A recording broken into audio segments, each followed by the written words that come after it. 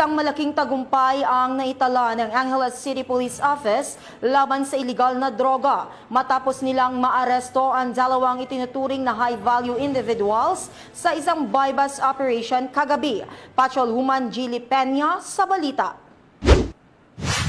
Dalawang high-value individuals ang naaresto sa isang matagumpay na anti-illegal drug operation na isinagawa ng mga tauhan ng Angeles City Police Office sa ilalim ng pamumuno ni Police Colonel Joselito E. Villarosa Jr., City Director sa tapat ng Tres Marias Resort, Phase 5, Barangay Kutud, Angeles City. Kinilala ang mga suspect na sina alias Jaime, 18 taong gulang, residente ng Hadrian Tree Mountain View, Barangay Balibago, at alias Kiko, 29 na taong gulang, residente ng Pinpin Compound, Sitio Pader, Barangay Pulong Maragol, Angeles City. Ayon sa ulat, isinagawa ng pinagsanib na puwersa ng City Police Drug Enforcement Unit bilang lead unit kasama ang City Intelligence Unit at Police Station 3 ang isang buy-bust operation laban sa mga suspect.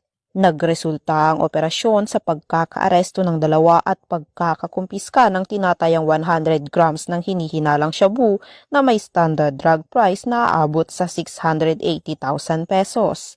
Ang mga naarestong suspect at mga nakumpiskang ebidensya ay dinala sa tanggapan ng Angeles City PNP para sa wastong dokumentasyon at disposisyon.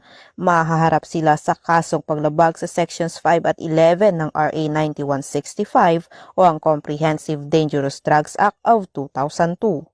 Ang matagumpay na operasyon ay patunay ng patuloy na kampanya ng kapulisan ng Angeles City laban sa iligal na droga, alinsunod sa direktiba ni Acting Chief PNP Police Lieutenant General Jose Melencio C. Nartates Jr. na palakasin ang operasyon kontra sa mga gumagamit at nagbebenta ng mga iligal na droga upang mapanatili ang kapayapaan at kaayusan sa komunidad. Mula dito sa gitnang Luzon, ako ang inyong PNN correspondent, Patrolwoman Jilly Advincula Peña, alagad ng batas, tagataguyod ng balitang pulis.